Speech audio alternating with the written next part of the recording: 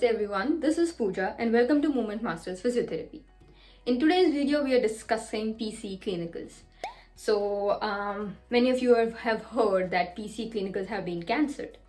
But does that mean that you don't have to, if you're a physiotherapy graduate who's planning to give PCE, does that mean that you won't have to give PCE Clinicals? No. You still would require, if you are a recent graduate and if you're going through PCE, you'll still have to give PCE Written and PCE Clinical. Okay, so the simple answer is PCE Clinicals are not cancelled. That being said, CAPR, the institute that traditionally used to conduct credential evaluation, PCE Written and PCE Clinical for the whole of Canada, came up in December 2021 and said that they are discontinuing PCE Clinicals. So CAPR is still going to go on with credential evaluation and PCE Written, but they are now discontinuing PCE Clinicals. That's why we hear this that, PCE Clinicals are cancelled, but they're just cancelled by CAPR.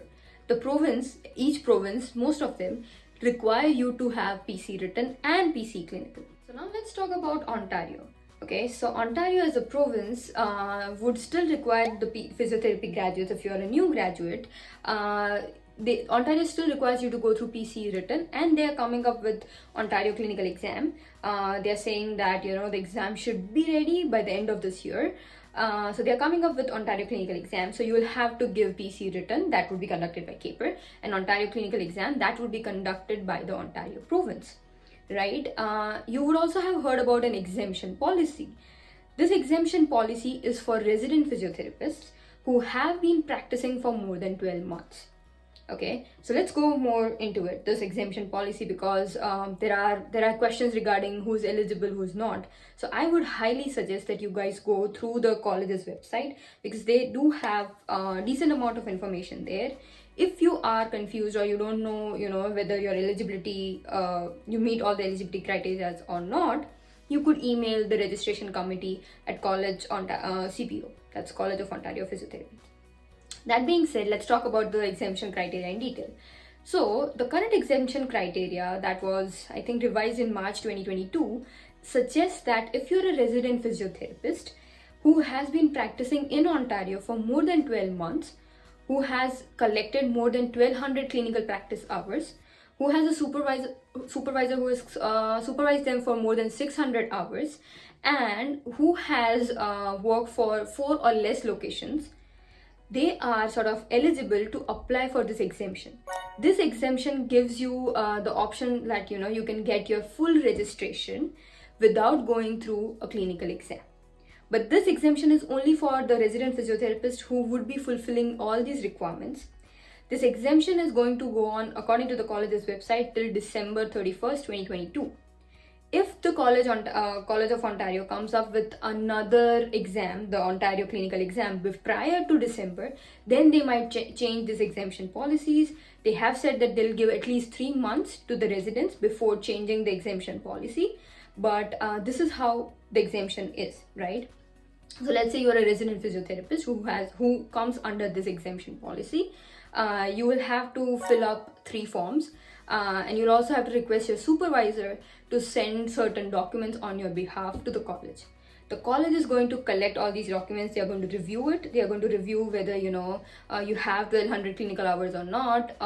They are going to go through your clinical supervisor's notes, record of supervision, and then you'll also need to give a jurisprudence exam. Once all this is done, once you have given your application and you have completed the jurisprudence module, you would also be required to do a screening interview. And once you pass that screening interview, the screening interview is going to be anywhere between 60 to 75 minutes. They will be asking you about your practice. There are 7 to 8 questions that they might be asking you. The questions are also given on the college's website, so you can prepare ahead of time. So once you complete your application, you complete your jurisprudence module, you pass the screening interview.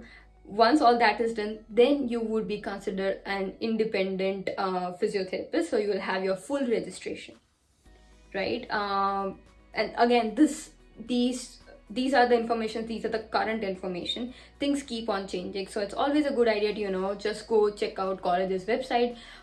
Do follow the news. There's this section that's called news on College of Ontario Physiotherapist website. Go through that, just go through the FAQs as well, And if you have any question, the best way out would be to email registration committee.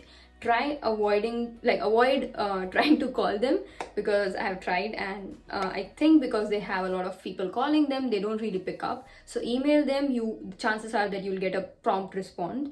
And yeah, that's about it. That's my take on the exemption policy for Ontario province. As far as I know, British Columbia and Alberta are conducting their own exams, so that's been going on. And yeah, so if you're a new graduate, unfortunately you still have to give PCE clinicals, but if you're a resident who's been practicing for more than 12 months, you might come under this exemption policy.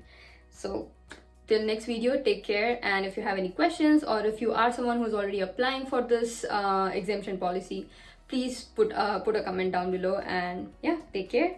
See you next video.